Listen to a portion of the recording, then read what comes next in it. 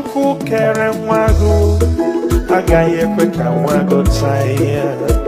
Shima mbamo ọkwa ine gboro m mbamo onyinye nyere m bara ụba. Ya ka m ji eme ọnụ, ya ka m ji eme ngala. Agụ na-eche mba mmụọ Olisa imela.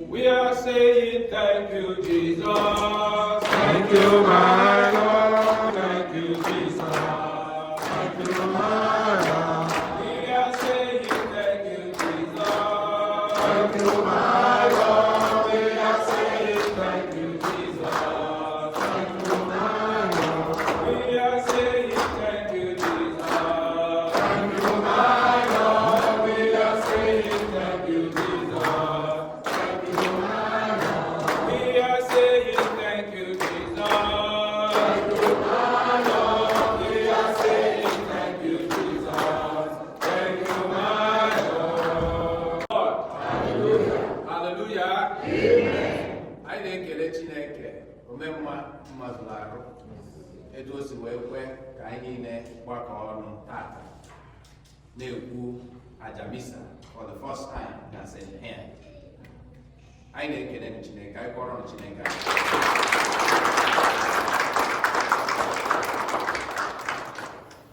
I need to do the thing whether that at all, you know. But I pray that all of us pray. Now, I got a beginning, and I really grow. I'm around to be the plan, and you will be here. And now can call this place our home. So, Kai will know why Tianaka Chineke, where is it no night in Chiche, Wakata says in Ndoka, Iwo, na Chicago, Tianaka Chineke, Kachuku, Onyebidoro, Isboro, Aliman, Roria Davaniro, Wemezo in Jesus' name. Amen. Ụmụnna ka anyị kwado onwe anyị nke ọma maka nnukwu emume nke Yukarịstịa site n'ikwupụta njọ anyị. Ekwupụta mụgwọ Chineke ji ike niile.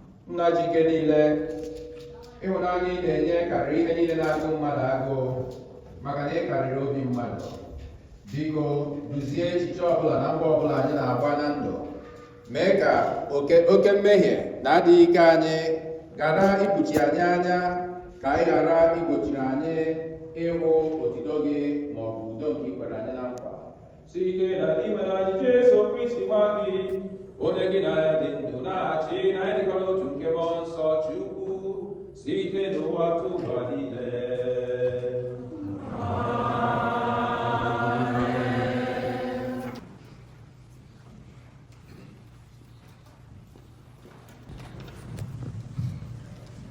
Ihe ọgụgụ nke mbụ.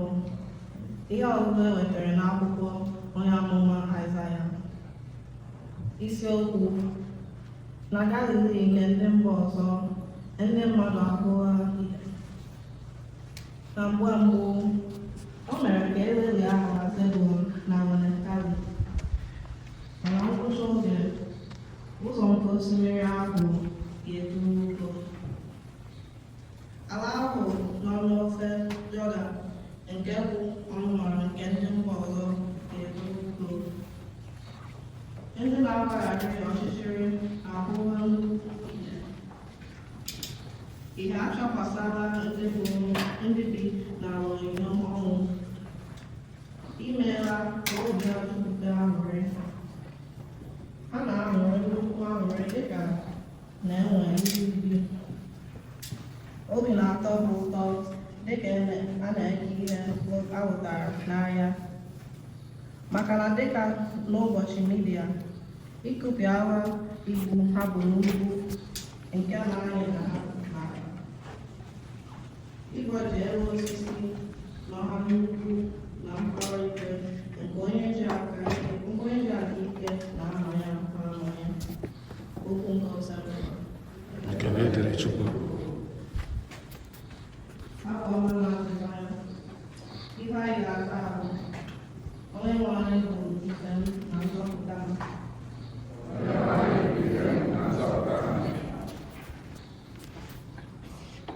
Onye nwe anyị bụ ife m na nzọpụta m. Onye ka m ga-atụrụ egwu. Onye nwe anyị bụ ebe m na-agbago ọsọ ndụ.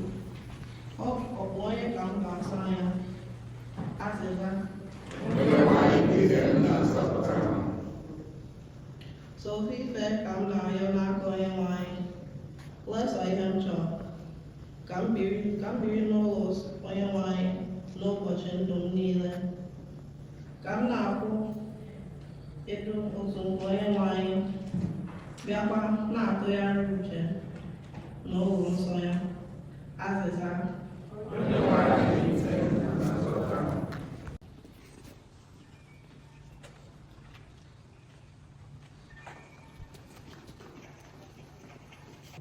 Ihe ọgụgụ nke abụọ. Ihe ọgụgụ e wetara n'akwụkwọ ozi bụ Pọl dị asọ degara ndị Kọrint. Isiokwu: kpezienụ esemokwu dị n'agbata unu. Ụmụnna, eji m aha onye nwe anyị Jesu Kristi na-arịọ ka olu unu bụrụ otu, ka unu na-ekwekọrịta ihe ibe unu na-ekwu, ka nkewa garakwa ịdị n'etiti unu.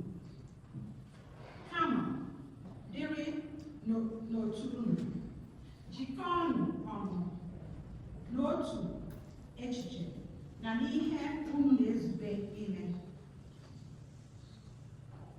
Ụmụnna m, n'ihi na ụfọdụ mmadụ ndị si n'ezinụlọ Klọị akọrọla m ihe niile, na esemokwu dị n'etiti unu. Ihe m na-ekwu bụ nke a: na esemokwu a dị n'etiti unu, olu unu niile n'otu na-ada iche iche. Otu onye na-asị, abụ m onye nke Pọl. Onye ọzọ sị, abụ m onye nke Apọlọs. Onye ọzọ sịkwa, abụ m onye nke Pita. Onye ọzọ asịkwa, abụ m onye nke Kristi. Ekere Kristi eke. Akpọgidere Pọl n'obe n'ihi unu, ma ọ bụ emere unu mmiri Chukwu n'aha Pọl? Kristi eziteghị m ime ndị mmadụ mmiri Chukwu, kama o zitere m izisa oziọma, ọ bụghị izisa ya na amamihe nke ụwa, nke ọka okwu na nke ịsụ asụsụ dara ụda, ka a ghara imekwa ka ọnwụ Kristi nwụrụ anwụ n'elu obe wee bụrụ ihe efu.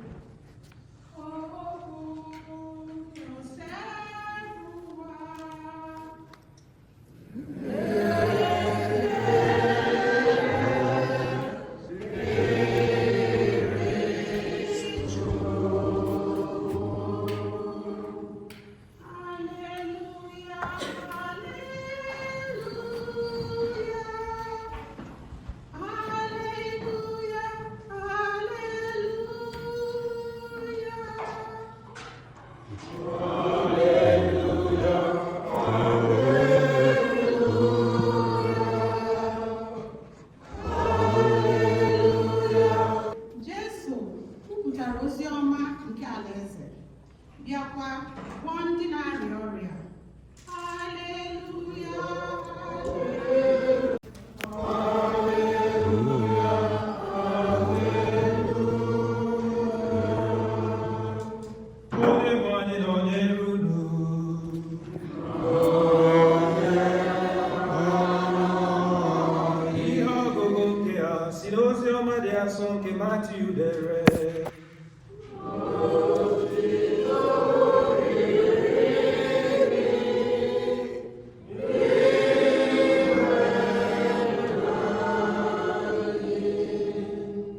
Mgbe Jesu hụrụ na ejidela Jọn onye na-eme mmiri Chukwu tụnye ya n'ụlọ mkpọrọ, o wezugara onwe ya wee gaba na Galili. Ọ hapụrụ Nazaret ebe o toro wee jee biri n'obodo a na-akpọ Kapanọm n'ụsọ osimiri nke oke ala a na-akpọ Zebulun na Naftali.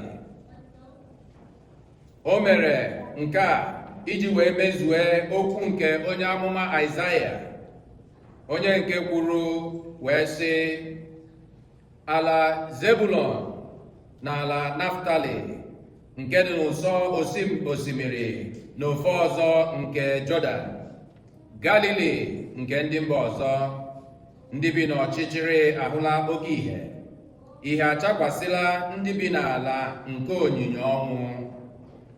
Site n'oge ahụ, Jesu malitere ikwusa ozi ọma na-asị, chegharịanụ, maka na alaeze Chineke adịgo nso. Ma mgbe Jesu na-aga n'akụkụ osimiri Galili, ọ hụrụ ụmụnne abụọ, Simon onye a na-akpọ Pita na Andrew nwanne ya, ka ha na-ahụnye ụgbọ ha na mmiri n'ihi na ha bụ ndị ọkụ azụ. Jesu wee sị ha, bịanụ soro m n'azụ, aga m eme unu ndị na-akụtazi mmadụ dịka esi akụta azụ. Ngwa ngwa ha wee hapụ ụgbọ ha na nna ha wee sobe Onyenwe anyị. Mgbe Jesu si ebe ahụ na-agaje, ọ hụrụ ụmụnne abụọ ọzọ, James na John ụmụ Zebedi, ka ha na nna ha nọ n'ụgbọ na-emezi ụgbọ ha. Jesu wee kpọọ ha. Ngwa ngwa ha wee hapụ ụgbọ ha na nna ha wee sobe ya. Jesu wee na-ejegharị n'obodo niile nke Galili, na-akụzi ihe n'ụlọ nzukọ, na-ekwusakwa ozi ọma nke alaeze Chineke. Ọ gwọkwara ndị mmadụ ọrịa dị iche iche na nrịanrịa dị iche iche nke na-arịa ha. Ozi ọma nke Onyenwe anyị.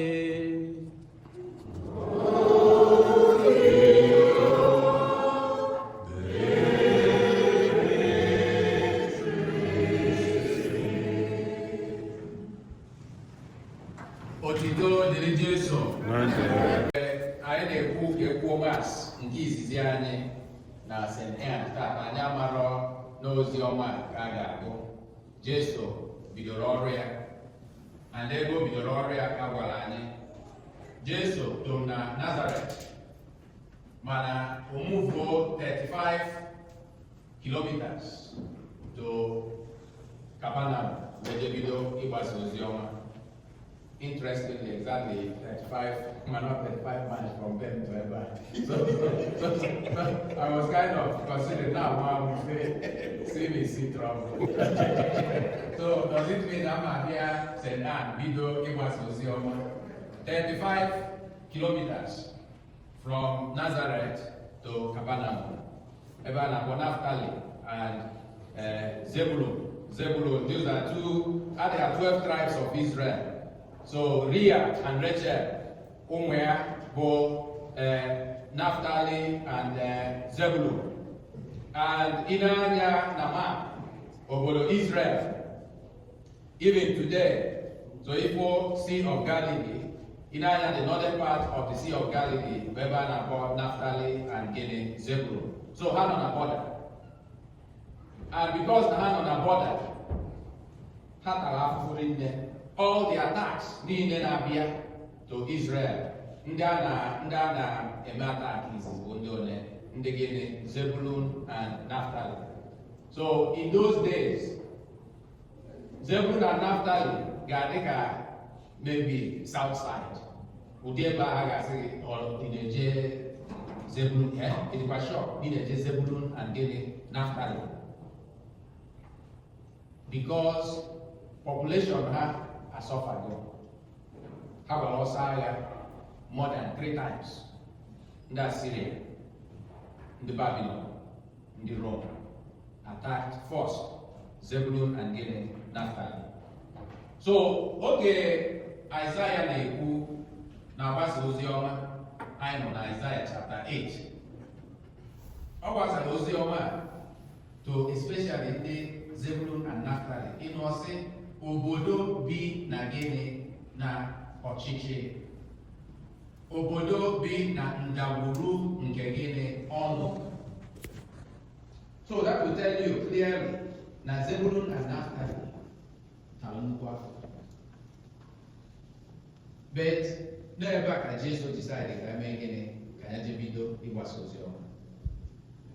Not in Jerusalem, not in Samaria. So these are the 2 capitals, the 2 big cities in ancient times.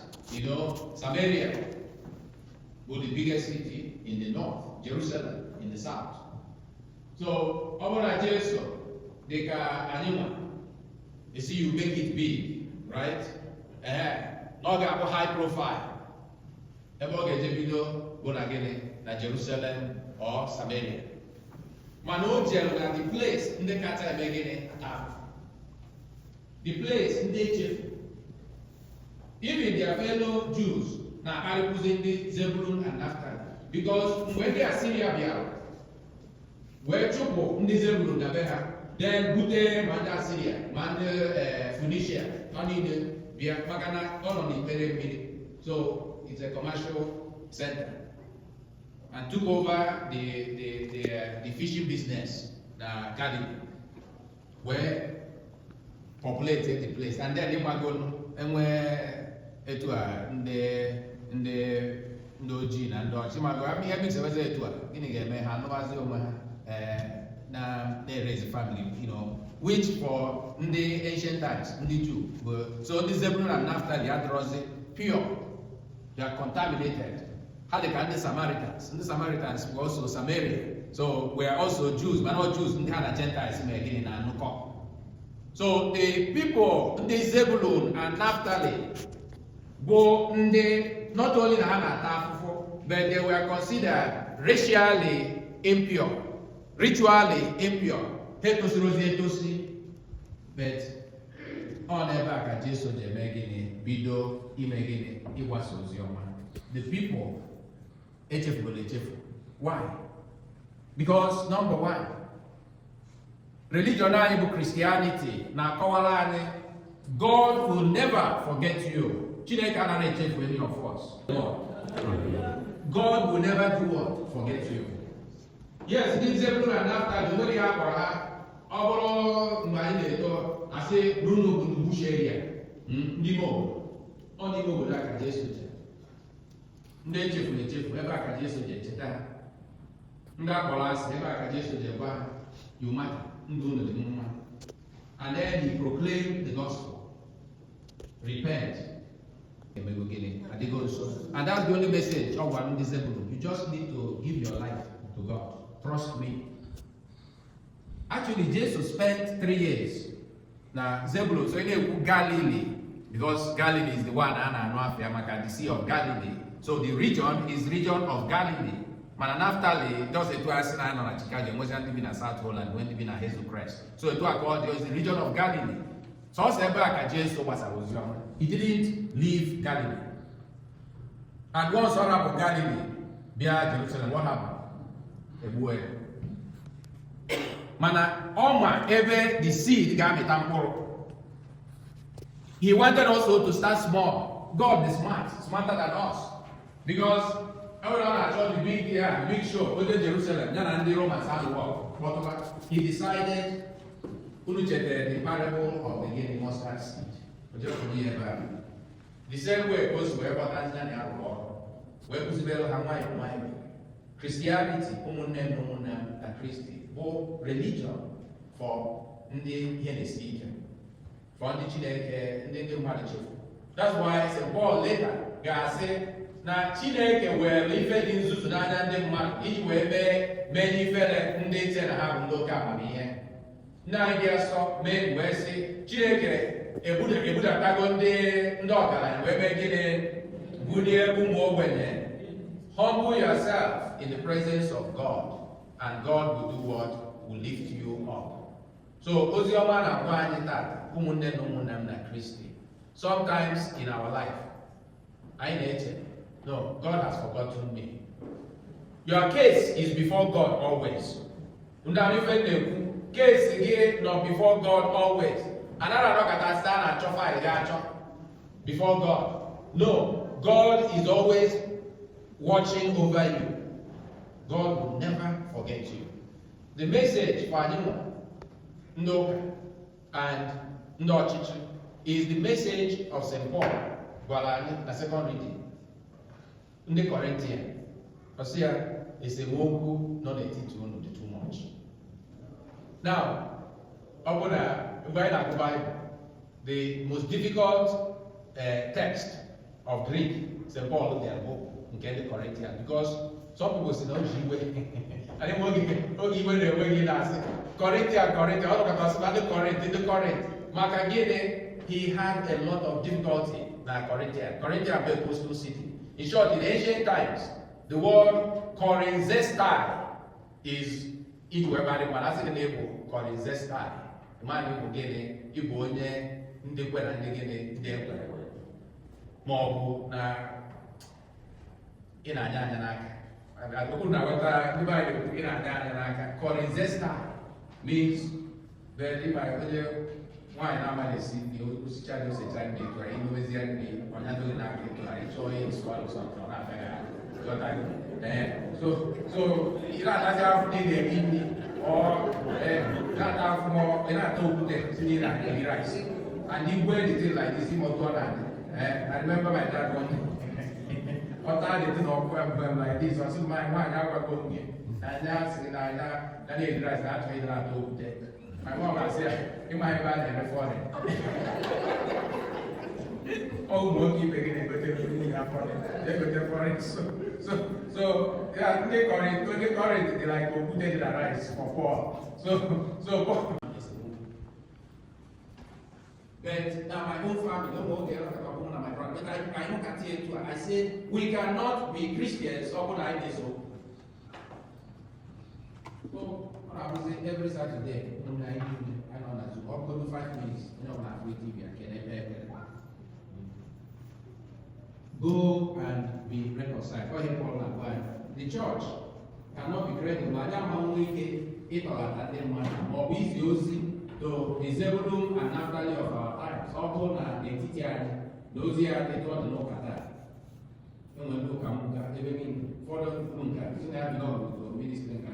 So all these things can call on one. And there's a one central message, and I confuse them. Jesus, while the apostles, now his farewell message, now John chapter 17, he said, by this alone, I demand that you belong to me, if you love one another, and or say, remain in one, just as Munanam, Chikolon, Etwapung, that is here for just one. Let your church be of one heart and one mind. When you fold, and come and belong to making it powerful. It is very important for us on February 22nd, Bishop will come as a way of telling our community, a diocese, of Hanimegini, Kaibulemba, Meleko, Bibia, Kani, Gavani behind him, other here, goes here, all the ministers, goes here, no. Yes, God is doing something new among us.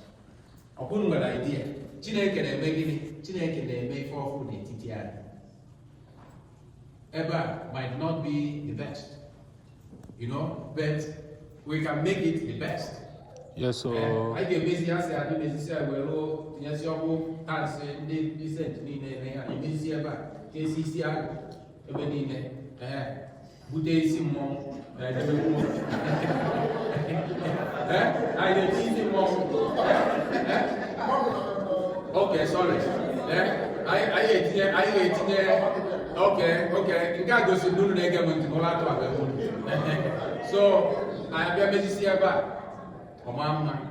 Then in front of the wall of fame, the TSR for the foundation members, the other side, the two are either together as one family. Finally, because a lot of the times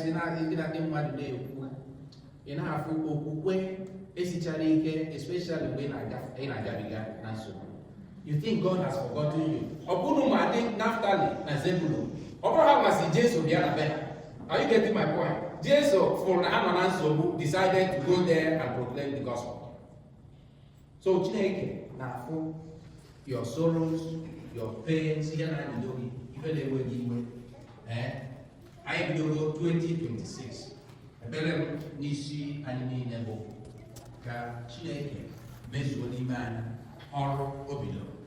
Ka Chineke nye onye ọbụla n'ime anyị okwukwe siri ike, so that mgbe ikuku ga-efe osisi kpọrọ nkụ ga-aga, mgbe ọnwụnwa ga-abịa a ga-amara ndị kwere jikere.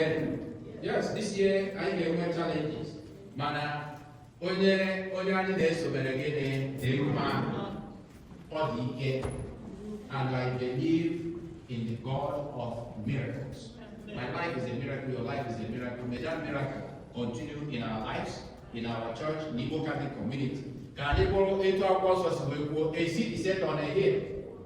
Ụwa niile a na-afụ anyị, anụ ka anyị si eme, etu ka anyị si ebi, ụmụaka anyị ndị a niile ha na-eto bụrụ stars ndị anyị ga-eji wee mee ọnụ. This is my prayer in Jesus' name. Amen.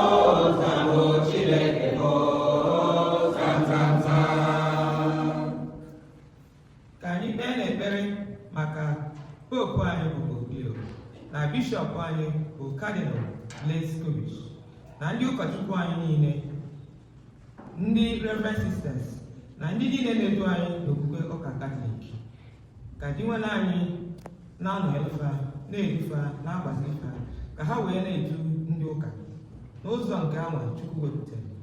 Ife ndị a ka anyị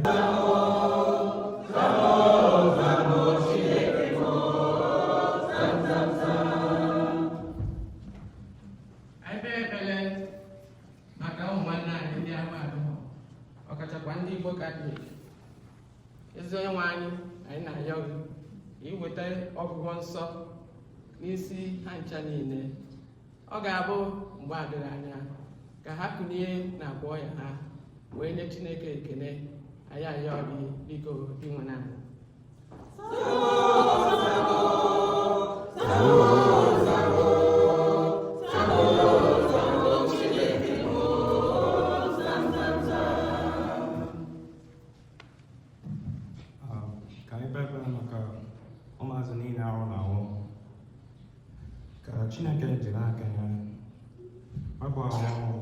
ọbụla dị n'afọ a na-ekpe maka ụmụazị dị n'obodo anyị bụ Naịjirịa, ka Chineke yelpa ndị ga-enerefa anyị oge biko dị online.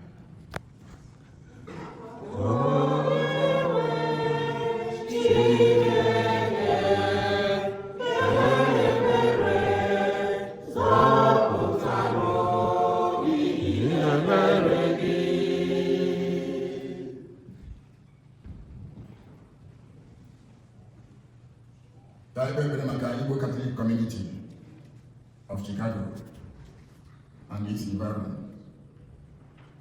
Ka Chineke onye ọ masịrị n'ụbọchị taa anyị gara ebe a mụnye ọkụ pụrụ iche n'ime ndụ anyị niile n'otu n'otu. Chekwabara anyị ezinụlọ anyị. Ọ nwere ndị ga-agba miles abịa ebe a maka ịchọ ihu Chukwu. Ka Chineke na-enye anyị amara iche oge niile anyị na-abịa n'ụlọ nsọ ya bụ ikele ya n'ihe ọ na-emere anyị. Chekwabara anyị ụmụaka anyị na ezinụlọ anyị niile. Anyị na-arịọkwa Chineke maka obodo anyị bụ Naịjirịa, na-enye ya ekele n'ụzọ pụrụ iche. Ọtụtụ ụmụnne anyị ndị gara njem mmemme icheta ọmụmụ Onyenwe anyị Jizọs Kraịst na ịnabata afọ ọhụrụ alọtago n'udo. Akụkọ ọma nọ n'isi ha, ha ejere nke ọma lọta na nke ọma. Enwere akụkọ ọjọọ ọbụla anyị nụrụ n'obodo anyị bụ Naịjirịa. Anyị na-arịọ Chineke biko otu ihe si na-adị mma, insekuriti si na-ebenata, ya echukwu otu a na-aga n'ihu. Nke mere na afọ na-abịa abịa, n'ime afọ ngwụcha afọ a, ọtụtụ ndị ga-agakwa obodo ga leta ezinụlọ ha si n'ime ya pụta lọtakwa n'obodo enweghị nsogbu ọbụla. Anyị na-arịọkwa Chineke maka ezumike mkpụrụ obi ụmụnne anyị ndị hapụrụ anyị n'afọ 2025. Ezinụlọ dị iche iche n'ebe a nwere ihe mmetụta dị otu a. Anyị na-arịọ Chineke ka ọ kasịe ha obi ma nabata ụmụnne anyị ndị a n'ala eze eluigwe. Ihe ndị a ka anyị na-arịọ n'aha Jizọs Kraịst Onyenwe anyị.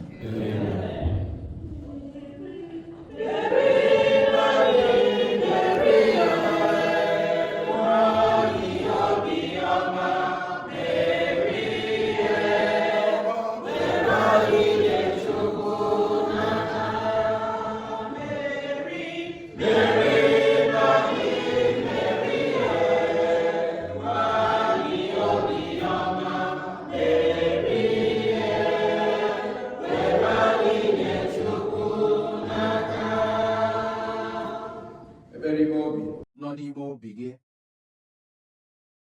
Ị dị ka ndị Zebulun na Naftali, ndị na-aga na ndagwurugwu nke ọnwụ na ọchịchị. The Lord na-agwa anyị taa, the light has come. Yọọ ime obi gị, yọọ Chineke maka ntọrọ.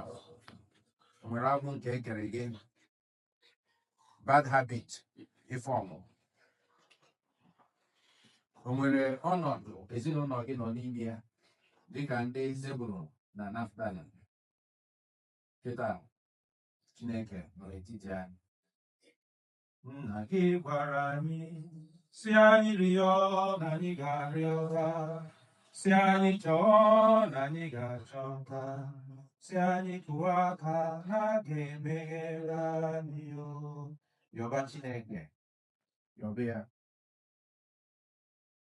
Ka arọ a na-ebido 2026. Kedu New Year resolution ime ọgwụgwọ nke ị dara? Obi ego bụ na gị, maka na Jesu n'onwe ya maara etu ọ dị ịda oge ọ nọ na ije na Golgota. Ọ gakata ike agwụ ya, ọ mmadụ ka ego yọọ Chineke. Ajikere ile ndị ezinụlọ gị, ezinụlọ njem ọnụ, ndị gbakọrọ gị n'obi gị.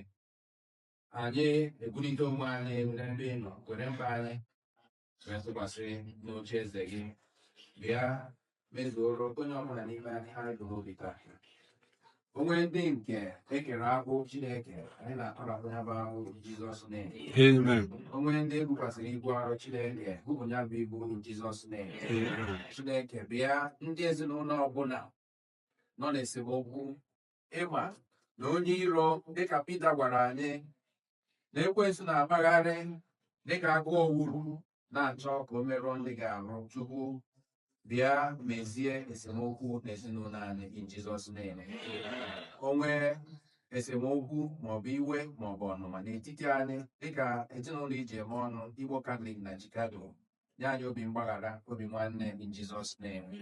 Bịa were ọbara gị kasị oke ọnụ kpuchie anyị. Blood of Jesus, cover us. Blood of Jesus, blood of Jesus, blood of Jesus, blood of Jesus, blood of Jesus.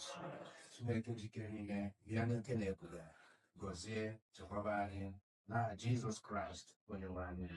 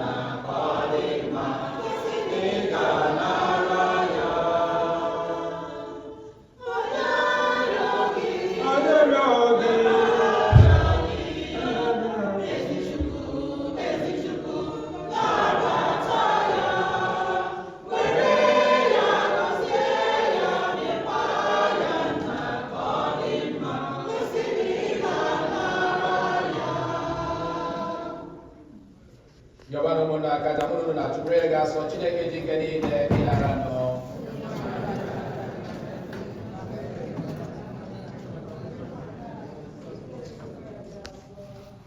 Onye nwe anyị biko mee ka onyinye ndị a bụrụ ihe ga-asọ gị nara nọ. Mekwa ka aja anyị na-achụ udo anyị asọ ewetara anyị nzọpụta site na Kristi onye nwe anyị. Onye nwe anyị nọnyere unu.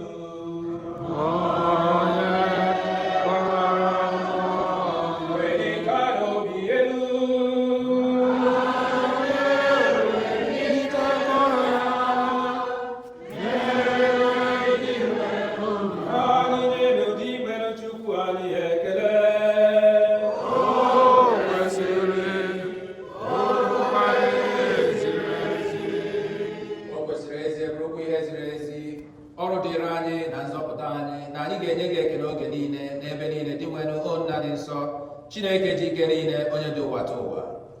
Ọ bụ gị mere ihe niile dị n'ụwa were hazie oge dị n'afọ ka ọ na-esote ibe ya ma kpụọ mmadụ n'oyiyi gị were ịdị ebube nke ihe niile tinye n'okpuru ya ka o were ike na-elekọta ihe niile nke ikere eke bụrụkwa nna ukwu ihe niile nke dị n'ụwa. Bịa site na ọrụ aka gị dị ịtụnanya na-eto gị akwụsịghị akwụsị site na Kristi dị nwe anyị. N'ihi nke a anyị na-eso ndị mmụọ ọma niile na-eto gị were mmemme obi ụtọ na-eti mkpu ọṅụ n'aha ekwe. Nsọ ose bụrụ ụwa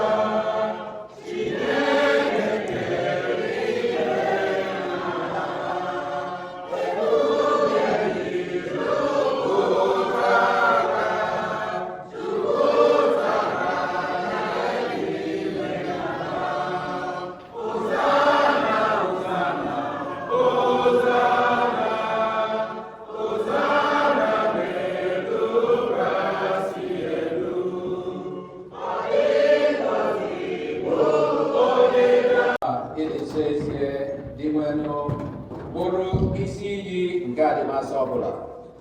Ya mere, anyị na-arịọ ka ido onyinye ndị a nsọ site n'iwukwasị mmụọ gị, ka a wee ghọrọ anyị ahụ na ọbara nke Onyenwe anyị Jesu Kristi, onye mgbe o kwetara ka edunye ya n'ahụ nke ọnwụ were achịcha ka ọ na-enye ekele, nyawa ya, nyekwa ya ụmụazị ya, na-asị, naranụ nke a, rienụ ya ọnụ niile, nke a bụ ahụ m nke a ga-edurunye maka unu. Draw me nearer, nearer to thee, Lord.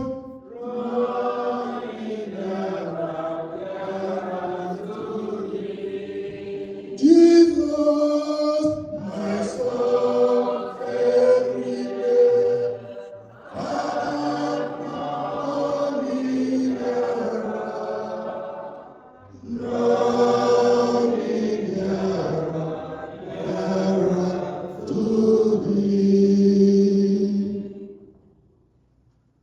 Etu ọkwa ka o siri mee mgbe e richara nri anyasị, o buru iko nsọ ka ọ na-enyekwa ekele, bunye ya ụmụazụ ya, na-asị, naranụ nke a, ṅụọnụ ya niile, nke a bụ iko nsọ nke ọbara m, nke ọgbụgba ndụ ọhụrụ dị ebighị ebi.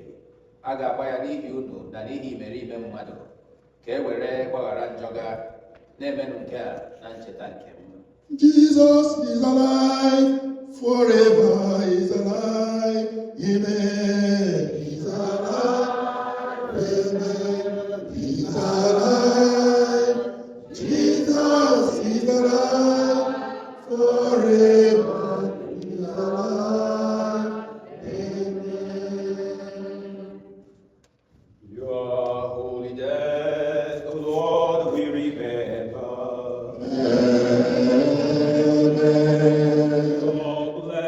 Iko nsọ nke nzọpụta, anyị na-ekele gị n'ihi na ị bunyere anyị na ndị tosiri kwuru n'ihu gị na-efe gị. Anyị ji umeala rịọ ka anyị bụ ndị na-eketa oke na ahụ na ọbara Kristi, bụrụ ndị a ga-ekpokọba ọnụ site na mmụọ nsọ. Dị nwenu, cheta nzukọ gị gbasara n'ụwa niile, mee ka o zuo oke n'ịhụnanya, ya na popu anyị bụ Leo, bishọp anyị bụ Blaise, na ndị niile echiri echichi n'ụka. Chetakwazi ụmụnne anyị ndị ji nchekwube na mbilite n'ọnwụ na-arahụ ụra nke udo, were ebere kpọbata ha na ndị ọzọ niile nwụrụ anwụ n'ihe nke ihu gị. Anyị arịọ ka imere anyị niile ebere, ka anyị soro Virgin Maria dị ngọzi nne nke Chukwu, nakwa Josef dị ngọzi bụ di ya, ndị apọstụl dị ngọzi, na ndị nsọ niile ndị mere uche gị kemgbe ụwa ta ụwa, keta ebe ndụ ebighị ebi. Ka anyị sorokwa na-eto gị ebube site na Jesu Kristi nwa gị. Ihe niile kere eke na-eso ya bụ Kristi, na-esikwa n'ime ya na n'aka ya, na ịdịkọ n'otu nke mmụọ nsọ, na-enye gị bụ Chukwu na chi ike niile, nsọpụrụ na otito niile, site n'ụwa ta ụwa niile. Amen, amen, amen, amen. Blessings and glory, wisdom, thanksgiving, and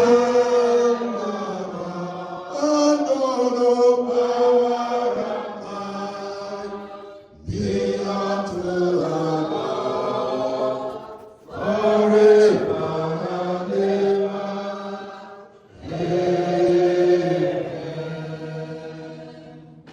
Ụmụnna, ka anyị were ebere ndụ onye nzọpụta anyị kụziri anyị, were gbọpụ onye Chukwu nna.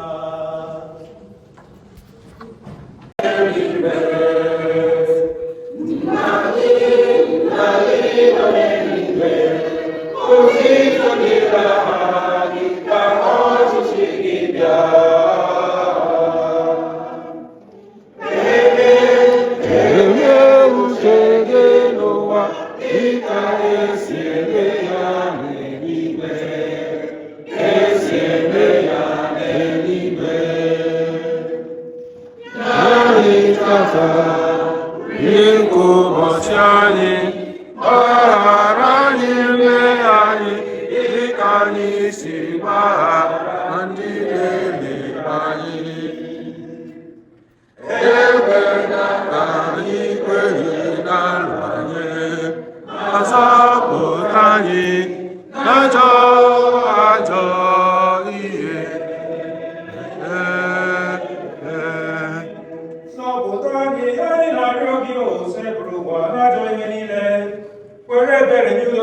nke anyị site n'inye aka ebere gị ka a zọpụta anyị na njọ oge niile. Anyị ewerekwala nsogbu niile were nchekwube dị nso na-atụ anya maka mbịaghachi nke onye nzọpụta anyị Yesu Kristi.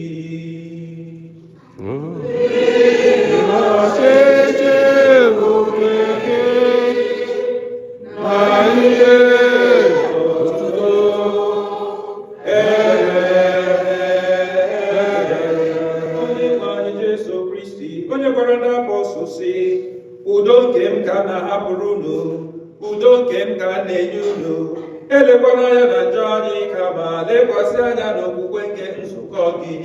Nye ya udo na ịdịkọ n'otu mgbe niile ka uche gị siri chọọ, gị bụ onye dị ndụ na-achị ebebe ebebe.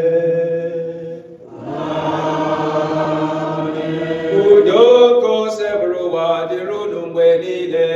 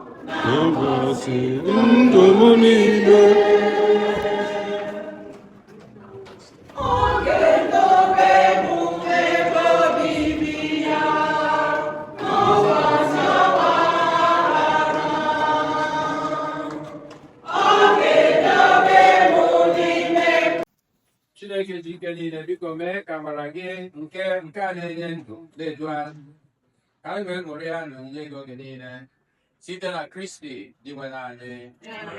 Ka anyị nọdụ n'ala maka ọkwa dị iche iche. Anyị na-ekele nwa mgbe niile etu unu si bịa n'igwe ịgwa ọdụ eziokwu. Amarọ m na a ga-ewu ibu tata, ọ na-ebekwa ekele mee ihe ọma. Misa musigo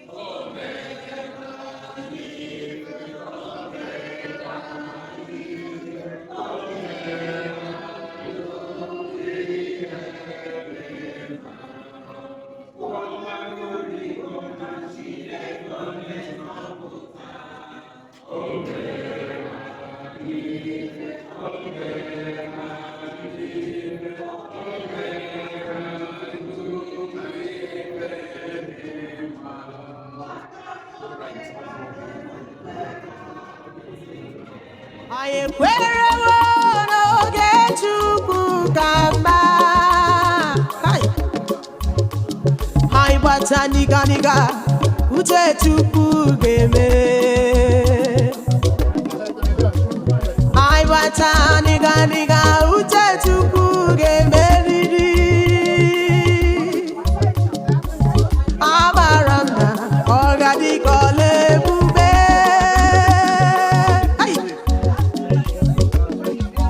Ọ ga-adị ka ọla ebube.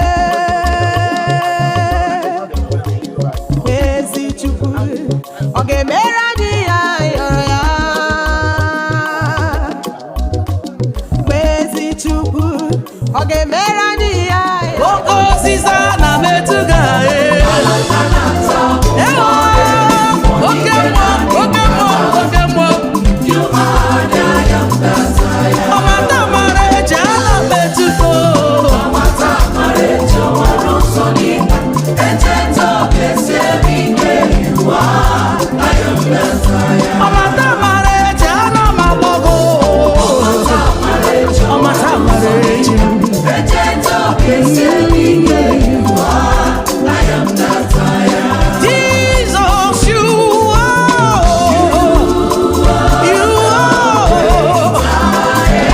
so mighty.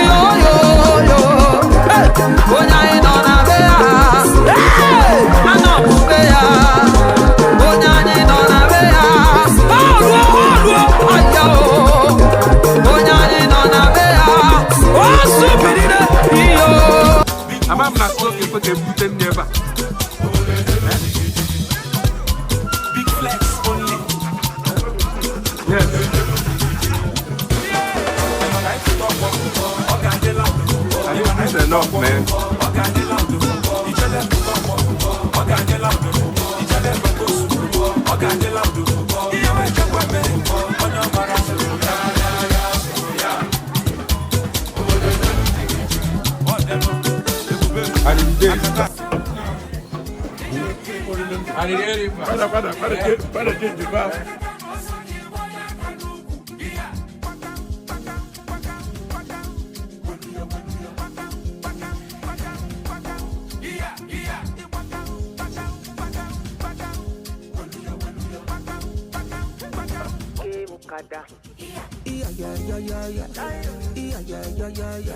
Why you turning on your beja, beja, beja, beja. Kilo de to lowo pata la soni ruta mbe to demo para